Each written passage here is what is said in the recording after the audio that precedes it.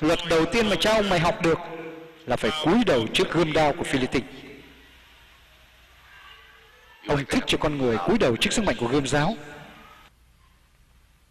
còn tôi lại thích cho mũi giáo cúi đầu trước sức mạnh con người.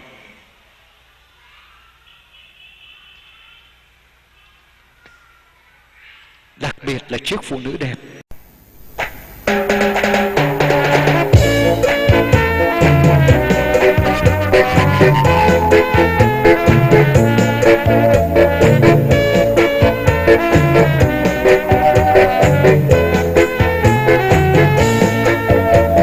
Orang bejangam ibagyo, orang bejangam ibagyo. Demi nu bata plenty sulang pang membande. Orang bejangam ibagyo, orang bedoni vamangyo, orang bedoni vamangyo. Demi nu bata plenty sulang pang membande. Orang bedoni vamangyo. Orang beti babam kia, orang beti babam kia. Demi nu bata plenty sulang pang membande. Orang beti babam kia.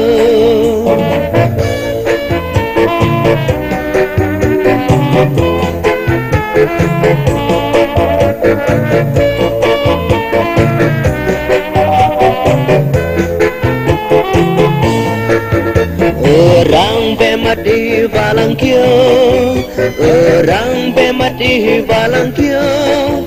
Demi nu bata plenty sulang pang membande. Orang bemati valang kia, orang beberi bapama, orang beberi bapama.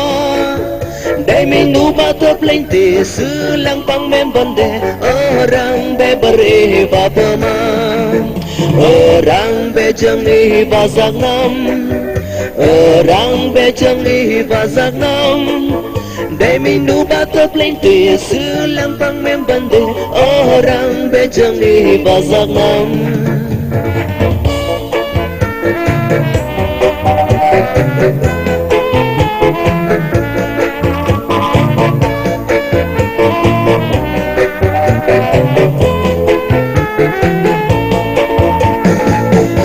Orang be aja ngam irang lai mai vạ trong kia ya ke bai papenti sebuah tom trong mai vạ kana ya pin rang be aja ngam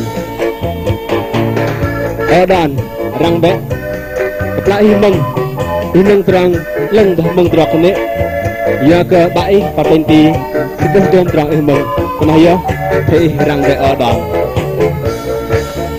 opi irang be ini ya antara peran ni hai pak malai ya ko pak tapi ti sibo tuang trong peran tang ini ya trong peran ni hai pak irang be obi